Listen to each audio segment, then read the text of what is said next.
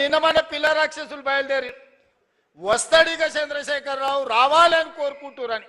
ఎవడు కోరుకుంటున్నా? ఎవరికేమి ఇచ్చిర్రు? మీకంటే ఫామ్ హౌజులు ఇచ్చిర్రు, రాసుకోనికే పేపర్లు ఇచ్చిర్రు, చూపించుకోనికే టీవీలు ఇచ్చిర్రు, దోసుకోనికే తెలంగాణ రాష్ట్రాన్ని ఇచ్చిండ్రు. మీకు రావాలేమో చంద్రశేఖరరావు, మా రైతులకు ఎందుకయ్యా? రైతు రుణమాఫీ చేయలేదు, 1,00,000 రూపాయలని 4 విడతలని, అసలు లేదు మిత్తి లేదు, చేతిలో అప్పు, చేతిలో సిప్ప, నెత్తి మీద అప్పు మిగిలిచ్చిపోయిండు. 2 సార్లు 1,00,000 రూపాయలు రుణమాఫీ అని చేసిండా? డబుల్ బెడ్రూమ్ ఇండ్లు అన్నాడు ఇచ్చిండా? దళితుల 3 ఎకరాల భూమి అన్నాడు ఇచ్చిండా? ఇంటికో ఉద్యోగం అన్నాడు ఇచ్చిండా? 1 కోటి ఎకరాలకు నీళ్ళు ఇస్తా అన్నాడు పారిచ్చిండా? ఏం చేసిండా నేను అడుగుతున్నాను మళ్ళా రానికి? ఒక్కటి చేసిండా? ప్రతిపక్షాలు మా జోలి ఉన్నాడు ఫోన్లలో అంటే హార్టికల్చర్, అగ్రికల్చర్, ప్రాన్ కల్చర్, అన్ని కల్చర్లను సర్వనాశనం చేసిండు.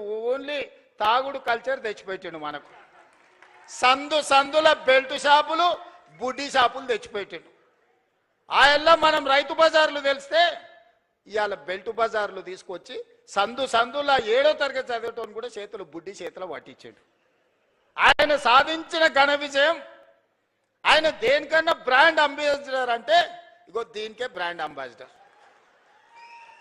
వెనకటికి గింత ఉండే నాయన తాగుడు. మీరు చెప్పురు సోదరులారా, ఇవాళ 4 ఇండ్లకు బెల్ట్ షాప్ వచ్చేసింది. ఒక కిరాణం కొట్ట 4 ఇండ్లకు, ఈ 4 ఇండ్లు నావే, నేనే సప్లై చేస్తాను కాడికి వచ్చింది ఊర్లలో.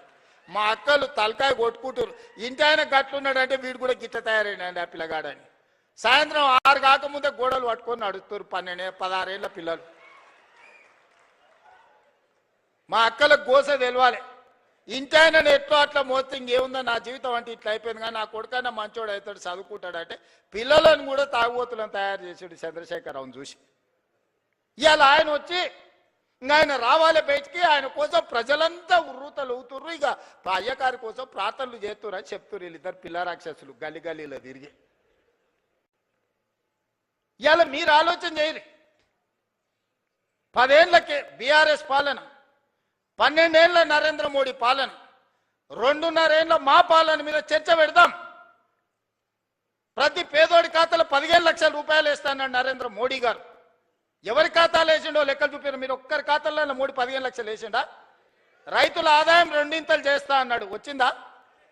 సంవత్సరానికి 2 కోట్ల ఉద్యోగాలు అన్నాడు, 12 ఏళ్ళు అయింది, 24 కోట్ల ఉద్యోగాలు రావాలి, వచ్చినాయా? 2 ఇచ్చిండా, బండి సంజయ్కి, కిషన్ రెడ్డికి. ఇంకెవరికన్నా నౌకరు ఇచ్చిండా తెలంగాణలో? సిల్లి గవర్నర్ని ఇచ్చిండా? గల్లీలో మోరీ తీసే ఎన్నికలు ఉంటే వార్డు మెంబర్ ఉంటే మోడీ వస్తాడు అంటారు, కౌన్సిలర్ ఉంటే మోడీనట, సర్పంచ్ ఉంటే మోడీనట. మోడీ వచ్చి మోరీ తీస్తాడే? పెళ్లి పెద్దను చూపించి పిల్లని ఇస్తే పిల్లగాడు సంసారం చేయకపోతే ఎవరిని అడుగుతామే? పెళ్లి పెద్దను చూసి పిల్లని ఇస్తామా? మనందరం వ్యవసాయం చేసిన గ్రామాల నుంచి వచ్చిన వాళ్ళమే కదా. పిల్లగాడు దుక్కి దుంతాడా, లేదా వ్యవసాయం చేస్తాడా, లేకపోతే నౌకరీ చేస్తాడా, వీడు ఎంత సమర్థుడు అని పిల్లని ఇస్తాం. కానీ పెళ్లి పెద్ద గట్టోడు పెళ్లి పెద్దను చూసి పిల్లని ఏమంటే చెప్పు తీసుకొని కొడతారు వాడు రేపు సంసారం చేయకపోతే. బీజేపీ వాళ్ళ గతి గట్లుంది. నిన్నమాన ఒక ఆయన వచ్చిండు, నవీనో నమోనానో, ఆయన పేరు ఏందో నాకైతే మొత్తం తెలియదు. కానీ ఇంకా ఆయన వచ్చి చెప్తుండు వచ్చేది మాదే అని. ఏంది వచ్చేది మీది? పన్లీగులో పట్టించాలి. వెస్ట్ బెంగాల్ వచ్చింది వస్తాను, వెస్ట్ బెంగాల్ 15 ఏళ్ళు పట్టింది, తెలంగాణలో కూడా గదే గతి అవుతుంది మీకు. ఆడేనో మమతా బెనర్జీ గారు కాబట్టి మీ పప్పులు ఉడికినాయి. ఈడ మా వాళ్ళు అందరు ఉన్నారు, ఈయనే ఉన్నారు, దంచుతారు. అందుకే మిత్రులారా, ఇవాళ రైతులను ఆలోచన చేయమంటున్నా. 8,11,000 కోట్ల రూపాయల అప్పు నుంచి, నెల జీతాలు ఇవ్వలేని పరిస్థితి నుంచి ఒకటొకటిగా 8,000 కోట్ల రూపాయలు రిటైర్మెంట్ బెనిఫిట్స్ ప్రభుత్వ ఉద్యోగస్తులకు బకాయిలు పెట్టి 58 ఏళ్ల రిటైర్మెంట్ వయస్సును వాళ్లకు బెనిఫిట్స్ ఇవ్వాల్సి వస్తుందని 61 ఏళ్లకు పెంచితే 2024 నుంచి ప్రతి నెల 1000 మంది రిటైర్ అయ్యి 1000 కోట్లు నాకు అదనంగా రిటైర్మెంట్ బెనిఫిట్స్ ఇవ్వాల్సి వచ్చింది. ఆర్టీసీలో బంద్ పెట్టి వందలాది మంది కార్మికులు చచ్చిపోయి 100 రోజుల పైగా దీక్ష చేసి 100 మంది చచ్చిపోతే ఆర్టీసీ లాస్లో మునిగి నడవలేని పరిస్థితి, టైర్లకు ట్యూబ్లకు పంచర్లు వేసుకునే పరిస్థితి లేకుండా ఆర్టీసీ. ఇవాళ ఆర్టీసీ 1000 కోట్ల రూపాయల లాభంతో నడుస్తుంది. ఇవాళ సింగరేణి కష్టపెట్టి నిలబెట్టినాం, విద్యుత్ శాఖను ప్రక్షాళన చేసినాం, ఆర్థిక శాఖ ఈరోజు కష్టపడి నిలదొక్కుంటుంది. వ్యవసాయ శాఖ గురించి నాకంటే మీకెక్కువ తెలుసు.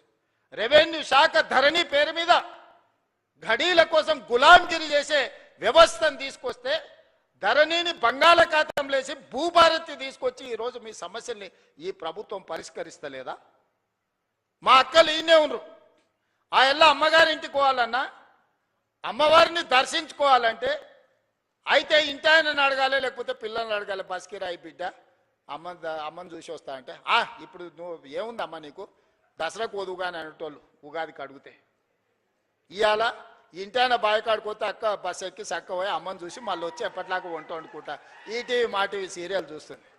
అక్కలారా మీరు చెప్పండి, మీ తమ్ముడు ముఖ్యమంత్రి అయినప్పటి నుంచి ఎవరన్నా మిమ్మల్ని ఒక్క పైసనన్నా బస్ కిరాయి అడిగినరా? అక్క ఒట్టేసి చెప్పురి. ఏడికన్నా ఎవరన్నా అడిగిర్రా? ఉచితంగా బస్సు ఇవ్వలే అక్క మీకు అందరికీ? 11,000 కోట్ల రూపాయలు మీ తరఫున ఆర్టీసీకి నేను కడితే ఇవాళ 1,000 కోట్ల రూపాయల లాభంతో ఆర్టీసీ నిలబడ్డది. మా అక్కల్ని అందరినీ ఆర్టీసీ బస్సులో మారాన్నులాగా పోతుంటే ఆటో వాళ్ళని రెచ్చగొట్టి ఆర్టీసీ ఆడబిడ్డలకు బంధు పెట్టురని ఆటో డ్రైవర్లను తీసుకొచ్చి మీ మీద ధర్నా చేయించాడు. ఇరుగుతుందని చెప్పిన ధర్నా చేయించినోనికి మా అక్కల దగ్గరకు పోయారంటే ఇరుగుతుంది, దేశాలు ఏ కూర మూసుకొని ఇంటికి కోరానంటే అందరు ఎక్కడోళ్ళు అక్కడ పోయారు. అట్లా మా అక్కల్ని ఉచితంగా బస్సులో పోతురని అవమానకరంగా చూస్తుంటే 1000 బస్సులు కొనిచ్చి 1000 బస్సులకు యజమానులకు మా మహిళా సంఘాలలో చేసి యజమానులను చేసిన మా అక్కలు ఇవాళ 1000 బస్సులకు యజమానులు. ఎవరో దాన ధర్మం మీద బస్సులో ఉచితంగా తీసుకపోతే ప్రయాణం చేసేటోళ్ళు కాదు, 1000 బస్సులకు యజమానులు చేసిన. సోలార్ విద్యుత్ అంటే అదాని అంబానీ అంటే 1000 మెగావాట్ల సోలార్ విద్యుత్ మా ఆడబిడ్డలకు ఇచ్చి ఈరోజు విద్యుత్ ఉత్పత్తి చేసే పెట్టించి ఈరోజు బట్టిగారితో ఒప్పందం చేపించి ఇవాళ మా అక్కలకు అందరికీ సోలార్ విద్యుత్ ఉత్పత్తి చేసే యజమానులను చేపించిన. పెట్రోల్ బంకులు రిలయన్స్ నడుపుతుందంటే నారాయణపేట నుంచి ఈరోజు సంఘాలకు పెట్రోల్ బంకులు ఇప్పించి పెట్రోల్ బంకు యజమానులను మా అక్కలను చేయలేదా? రిలయన్స్తో పోటీ పడే విధంగా మా అక్కలు ఇన్నే ఉంది కదా, చెప్పమను.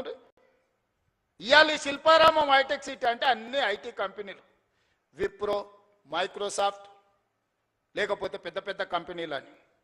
ఎప్పుడన్నా మా అక్కలకి పక్కనే 3.5 ఎకరాలు ఉందయా, 1000 కోట్లది. ఒకసారి ఇందిరా మహిళా శక్తి స్టాల్స్ అని దీని పక్కనే గోడ కూడా మొత్తం లేదు, పోత చూసిపోరు. 1000 కోట్ల రూపాయలతోని మా అక్కలు తయారు చేసిన వస్తువులు అమ్ముకోనికి హైటెక్ సిటీ పక్కన 1000 కోట్లు 150 షాపులు మా అక్కలు ఉత్పత్తి చేస్తే గ్రామాలలో ఉత్పత్తి చేసే వస్తువులను ప్రపంచానికే గర్వంగా ఇక్కడ పెట్టి ఇవాళ మా అక్కలకు హైటెక్ సిటీ పక్కన 1000 కోట్ల భూమి నేనిచ్చిన 1000 కోట్లు 8,000 గ్రామ సంఘాల కోసం మీటింగుల కోసం ఒక్కటేసారి మొన్న టెంకాయ కొట్టి ప్రారంభించిన. జిల్లా కేంద్రాలు తొందరలోనే 23 జిల్లాలలో వాళ్ళ మహిళా సంఘాలకు జిల్లా కార్యాలయాలు ఈరోజు కట్టిస్తున్నాం. ఇందుకోసం మేము పోవాలనా? పిల్లల ఫీజు రియంబర్స్మెంట్ పరిష్కరించి ఒక పద్ధతి పట్టుకొచ్చినందుకు పోవాలనా? తెలంగాణ ఉద్యమమే నిరుద్యోగ సమస్య కదా. ఓ శ్రీకాంతాచారి, ఓ కానిస్టేబుల్ కిష్టయ్య, ఓ ఈశాన్ రెడ్డి, ఓ వేణుగోపాల్ రెడ్డి, ఓ సురేష్ నాయక్, ఓ కవితా నాయక్, ఈ పిల్లలందరూ దేనికోసం చచ్చిపోయినరు? మేము అమరులమైనా సరే ఉస్మానియా యూనివర్సిటీ గేటును దాన్ని పెట్రోల్ పోసుకొని తగలబెట్టుకున్న యాదయ్య దేనికోసం చనిపోయిండు? యాదిరెడ్డి ఎర్రకోట ముందల చెట్టుకు ఉరేసుకొని దేనికోసం ప్రాణత్యాగం చేసిండు? శాశ్వతంగా ఈ తెలంగాణను పట్టి పీడిస్తున్న ఉద్యోగ సమస్య, నిరుద్యోగ సమస్యను పరిష్కరించడానికి 100,000 మంది ఆత్మ బలిదానాలు చేసుకుంటే దుర్మార్గుడా నువ్వు ముఖ్యమంత్రి అయి నువ్వు, నీ కొడుకు, నీ అల్లుడు, నీ బిడ్డ, నీ సడ్డకుని కొడుకుకు ఉద్యోగాలు ఇచ్చుకున్నావు. కానీ మా నిరుద్యోగ యువకులకు పరీక్షలు పెడితే పేపర్లు పల్లి బఠానీలాగా జిరాక్స్ సెంటర్లలో అమ్ముకున్న దుర్మార్గుడా.